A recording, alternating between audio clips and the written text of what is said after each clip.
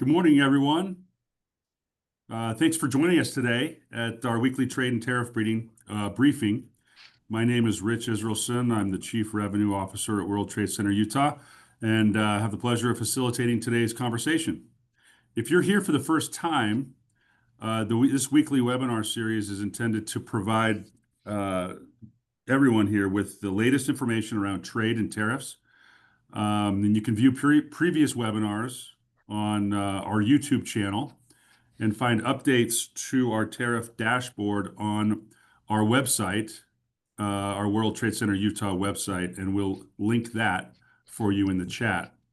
And as it seems every week, we have a lot to talk about this week, but particularly so after a very eventful week in the world of trade and tariffs.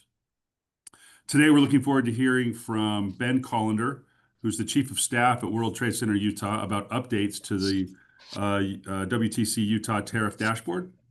And then we'll hear from Troy Keller, who's a partner at Dorsey and Whitney, about the USMCA. So with that, Ben, I'll let you take it away. Thanks, Rich. And I should also say to everyone joining us today, happy Halloween. You'll see I have great Halloween costume thanks to my colleague Rayanne. So shout out to Rayanne, relevant for this webinar. So making sure to represent here today, as well as I want to give one more shout out before we get into updates to my colleague, our colleague, Landon McKell. His last day is today, and he's been behind the scenes helping to do some updates on the tariff dashboard as well. So Landon, you'll be missed. Thanks for all you've done for the World Trade Center Utah. So getting into updates, we've got a couple of just housekeeping things on public comment. The first thing is the USTR trade barriers report for 2026 closed their public comment yesterday. So hopefully if you had, we were working with a couple of people in the community who had comments on that. And so hopefully you got yours in. Another public comment housekeeping item, and this will be the topic of conversation today, is on November 3rd, public comment closes for USMCA for the renegotiation. So more details on that. But I'm going to jump into some big updates by country. The first is, and I'm going to share my screen as well. And everyone at this point is familiar with our dashboard, and Rich mentioned it. Whoops, you don't need my desktop. Let's try this again.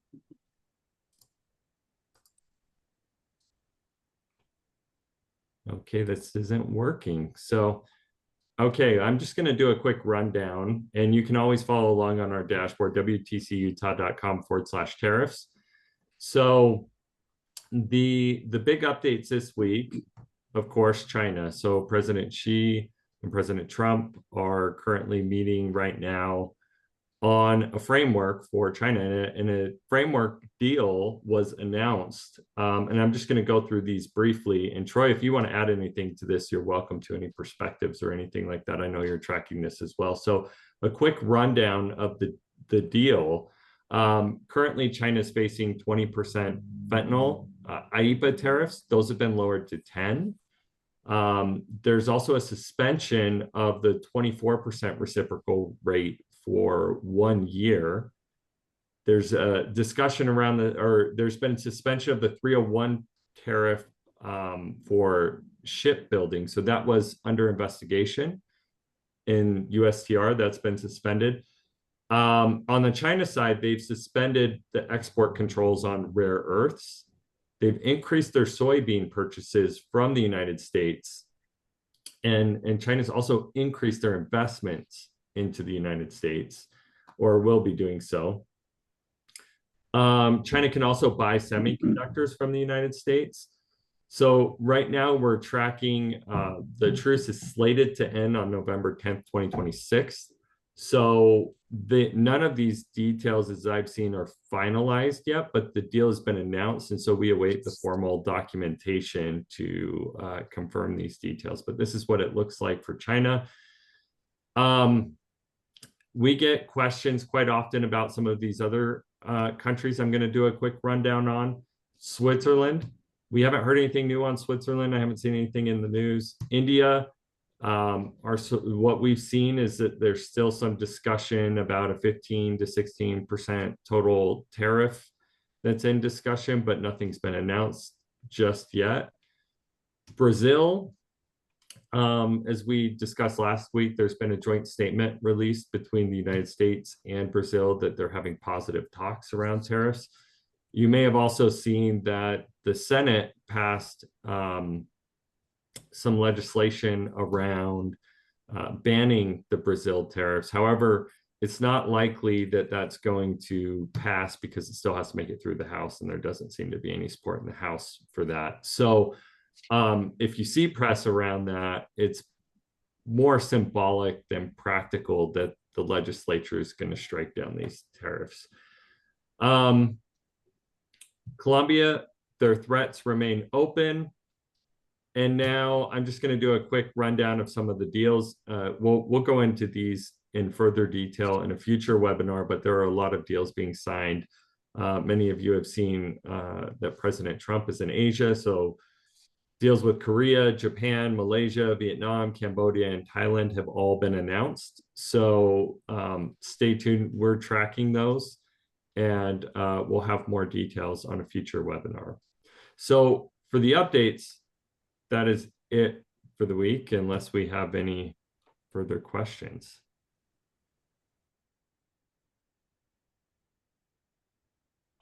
Ben, I've got a question for you.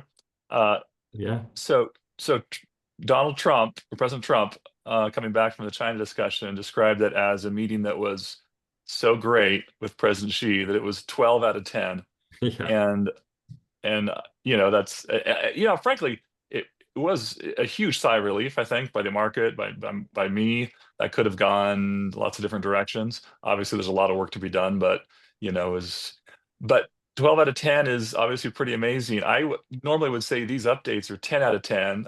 What do you think? Do we need to reassess how we rank our own updates?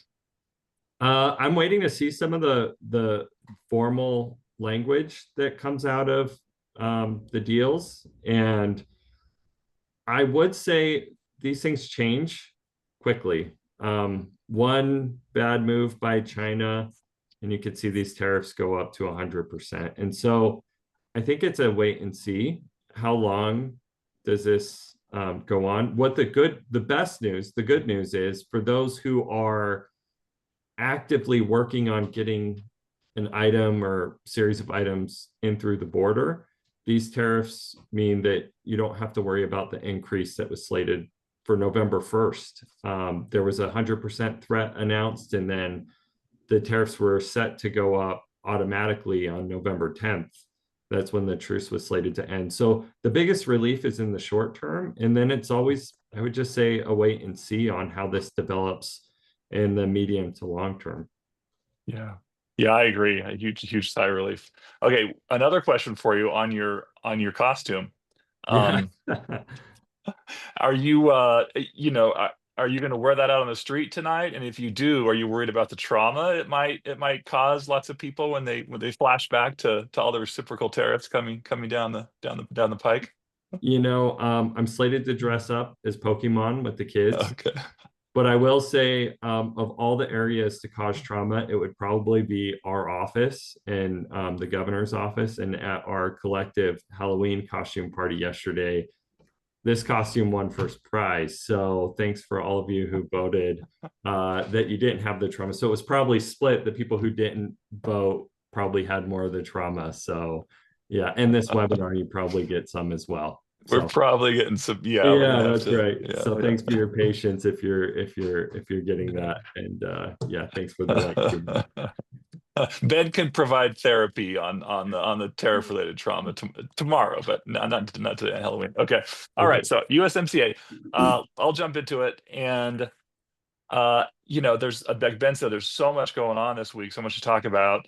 This is another one, and we're going to cover some of it, and not a deep dive, but certainly kind of cover this review process, what it means, and a little bit of what's at stake, and then in weeks to come, we can talk about go back to some of the trade deals and whatever. But on USMCA, as everyone knows, this is the This is the trilateral trade agreement between the U.S., Canada, and Mexico, and the North America Trade Agreement, which has provided significant benefits over many years. This agreement was put in place during the first Trump administration.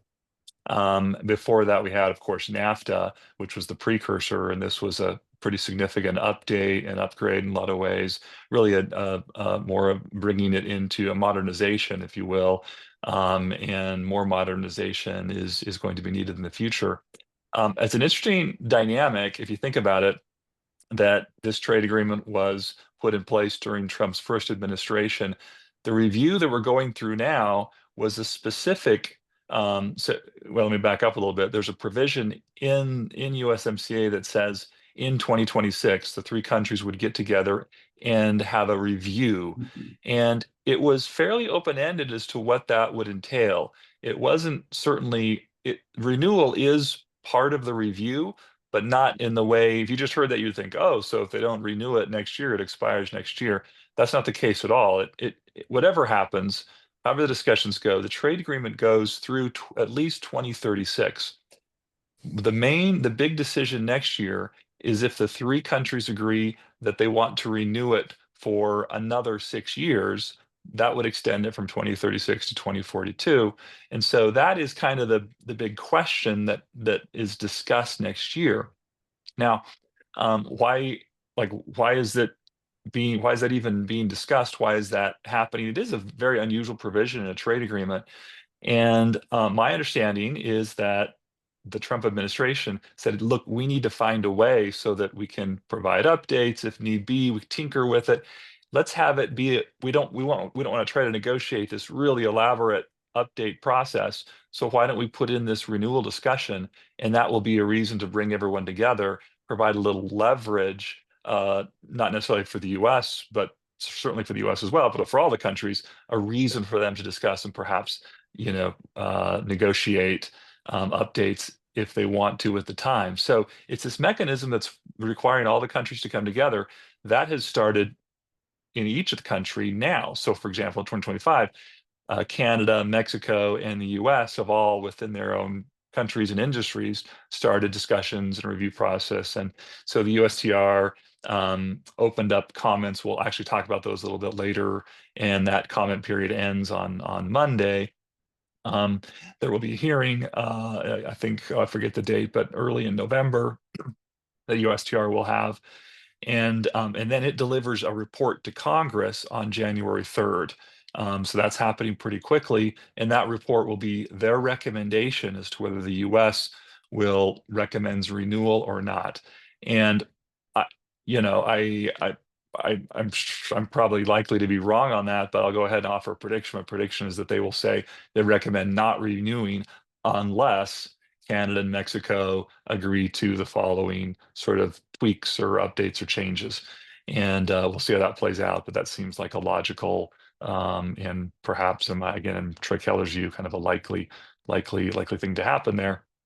So anyway, again, that interesting dynamic and how that started and how here we are today with Trump administration too, which they wouldn't be in this position if Trump's if his terms had been sequential. Instead, he had that gap in between, and here we are. So an interesting dynamic. Same people that negotiated USMCA are now negotiating the renewal in terms of the Trump staff at USTR. Okay, so what does that mean in terms of brass tacks? What do we think is going to happen, and what do we think is the range of outcomes? What are some specific things that might get discussed as part of this renewal? Well, I think there probably will be some upgrading around like rules of origin. So USMCA applies that zero tariff if 65% of a product that comes across is from is made or sourced from a USMCA country, US, Mexico, or Canada. So a lot of products go back and forth, of course, especially the auto industry between the US and Canada, and US and Mexico back and forth as they're being worked on.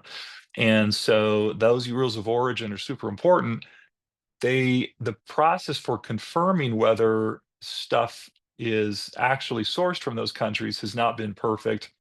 a lot of complaints about transshipments coming through, in particular through Mexico, then up into the U.S. And so that is something that expect to see that get tightened up significantly. So that's an important one. I think, could you see changes to the tariff? Could it, instead of being 0, could it be a little more? I wouldn't think so, but possible. I think those are a couple of potential ones. What are some sticking points that I think could also be addressed or at least raised? Obviously, Canada has been very upset by a number of things. In particular, the lumber duties. Those are at 35% right now, and that includes some historic anti-dumping and countervailing duties, which have been at the 25% for a long time. But what happened here recently is that using the Section 232 national security tariff, those were another 10% was added on here just earlier this year.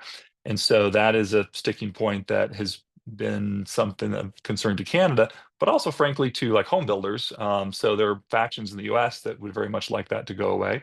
There are faction, but of course we have our timber industry in the US that is happy with that. I think again, some fine tuning on the auto imports.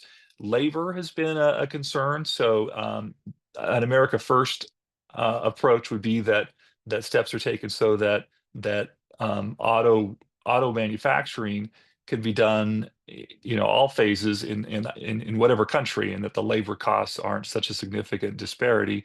And so, but that would obviously impact Mexico's competitiveness. So that's a bit of a tension. There's also been concern that Mexico has not been enforcing, some of the labor standards on its end, which obviously affects labor, but also affects U.S.'s competitiveness. So that is a sticking point that I think we expect to see. Access to Mexico's energy markets. I think is one. Mexico over the years has made it difficult for U.S. investors to operate down there. So that's something I think to have on our radar. The politics, of course, are going to play significantly into all this, in particular because, like I mentioned earlier, this process is it's not a formally structured one. It's just this big renew or not question. And so really everything is on the table.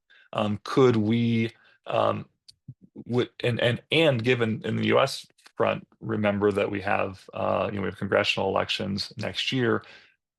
Could that flip the power in the House or even the Senate?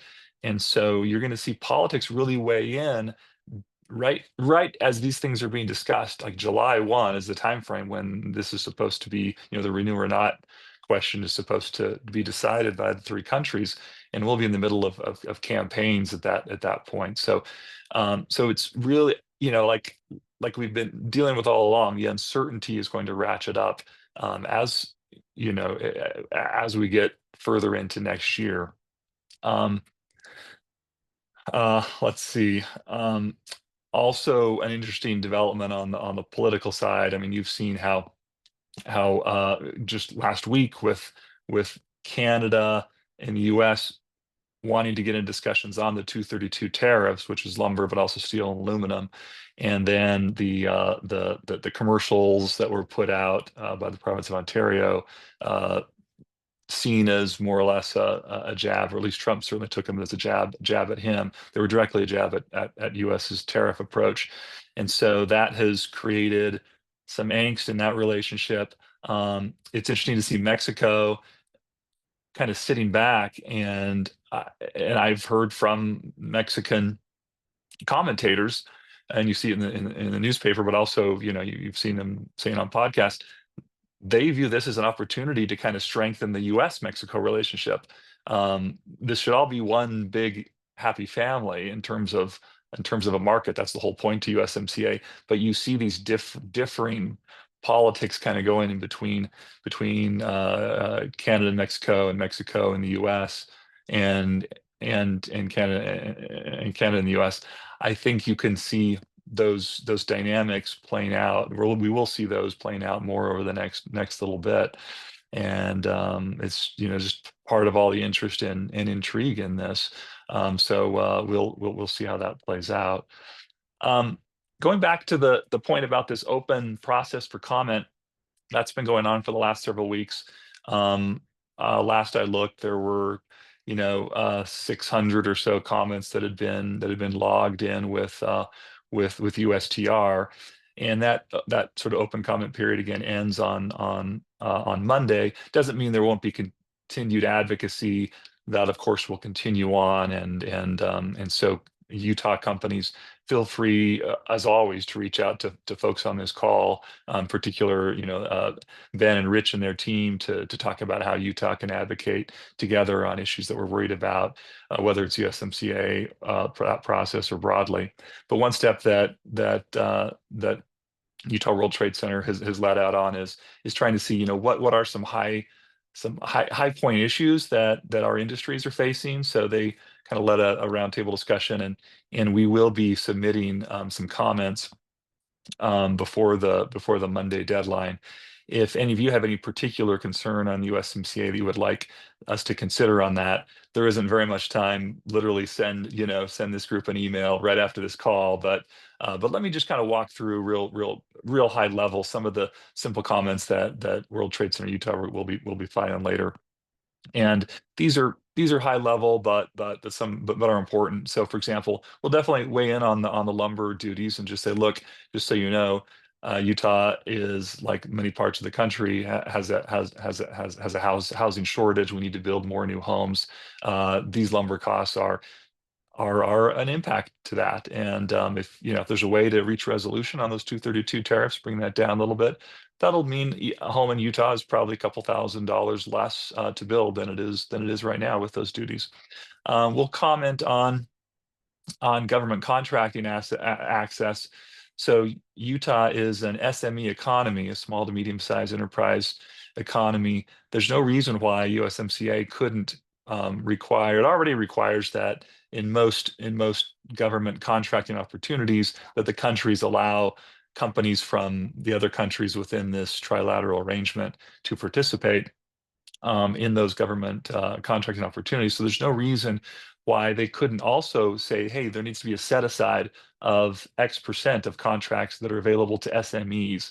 The US does that. Let's ask Canada and Mexico to do that as well. That would much benefit our SME economy a lot, especially in our aerospace and defense sector. That's an important part for our small and medium-sized businesses to have access to those.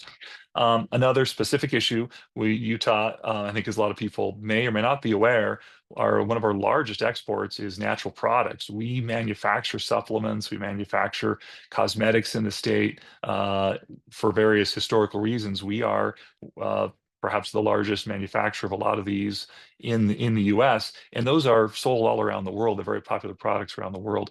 Mexico has had a non-tariff trade barrier for many years that the World Trade Center has helped address significantly, and it goes away. In fact, a couple of years ago, Jonathan Friedman and the governor had to sit down with Mexican officials, solved it until a new administration came in, and now it has started to pop up again. And basically, they start at the border. They halt and slow down exports of Utah natural products into Mexico, and so that's something that we've highlighted again in this letter. And then last thing I'll mention is our mining industry and critical minerals. Super important to make sure that we are able to collaborate for both mining and processing critical minerals cross-border, particularly with Mexico and Canada as well, for that matter. So that's a point we're highlighting that continues to be seamless and more seamless.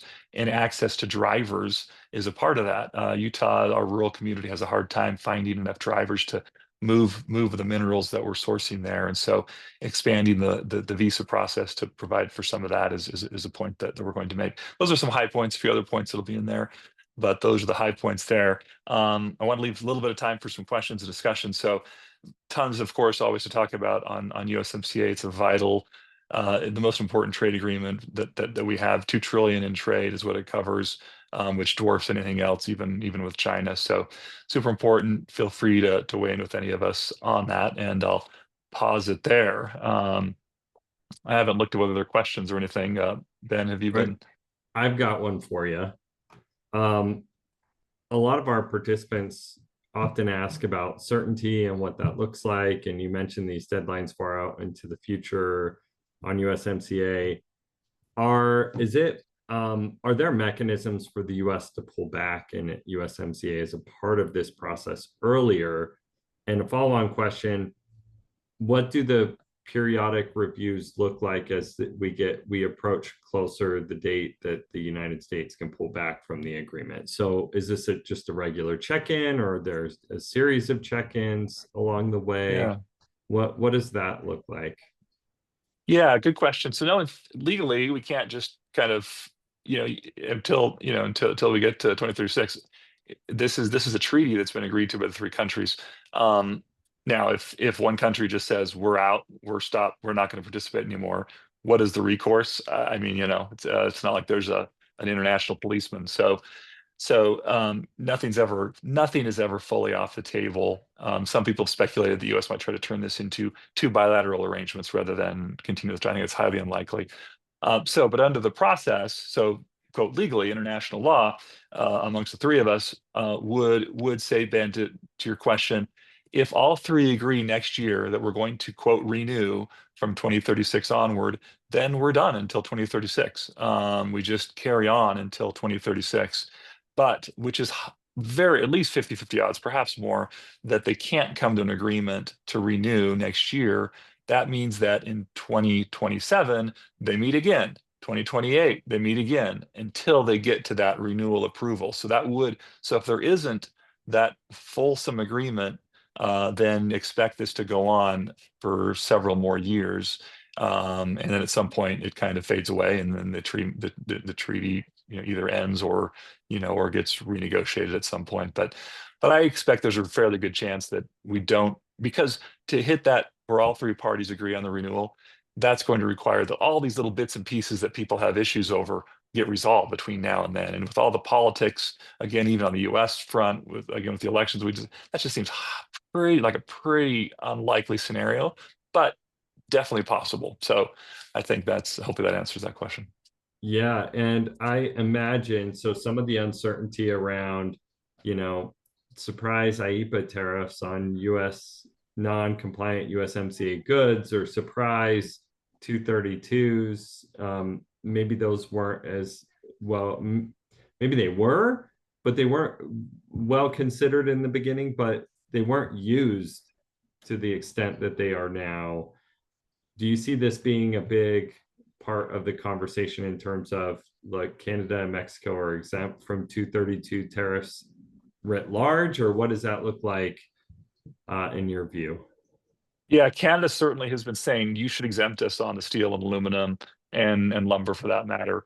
And Mexico, not quite as vociferously, but has also said, we think on some of the steel and aluminum that impact auto manufacturing. That is just core to Mexico, but it's also core to the U.S. So yes, Ben, the answer is yes. I think that will be a significant part of the discussion. And and not even that won't happen next year. That's happening now, and it was happening with Canada until the Reagan commercial kind of kerfluffle. But those have been and will continue to be part of that, and that'll be the leverage that I think all three countries are kind of using to want to have resolved in order to renew. Great. If we have a minute left, Rich, we just got back from a trade mission to Australia and New Zealand. Any highlights from that you think that are interesting for this group? Obviously, there's no trade deal with Australia, specifically no trade deal with New Zealand. Well, they have pretty good. The rates are not significant in the first place. And did you hear anything from those officials or companies over there that would be interesting to hear about here?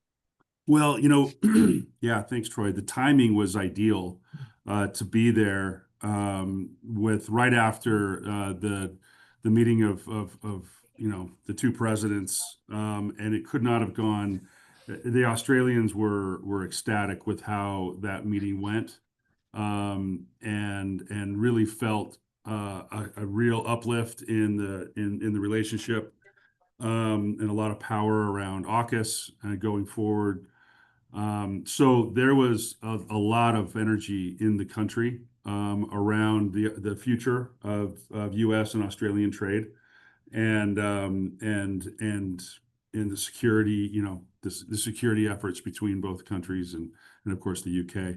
So very positive. Governor Cox represented the state very well in promoting the opportunities with Utah and that part of the world. So it was a very, very upbeat spirit and feeling on the trip.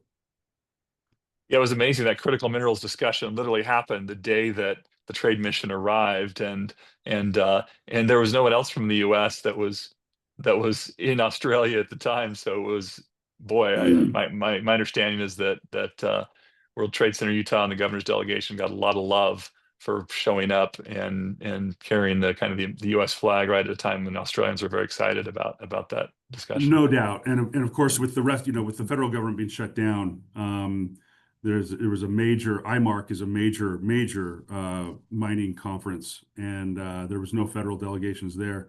A very large Utah delegation, and Utah really stood out at IMARC, and so great strides are being made on that minerals front internationally, and particularly in that part of the world for sure. Yeah. Well, Ben, any other comments before we close? We're up against the hour. No, I think that's everything. Okay. Well, Ben and Troy, thank you for taking the time to update us on the updates with tariffs and with USMCA. Want to let everybody know that we have an extended version next Friday of our webinar. It'll be 1 hour. We're featuring speakers from Cassidy, Levy, Kent, who will provide an update on the court cases after the Supreme Court hears oral arguments on November 5th as it relates to the legality of the tariffs being placed currently. So that's a very, very big day. And next Friday will be an extended 1 hour version of this webinar to address that appropriately. So mark your calendars accordingly, and we look forward to seeing you next week. Thanks everybody, and we'll talk to you 7 days from now. Bye-bye.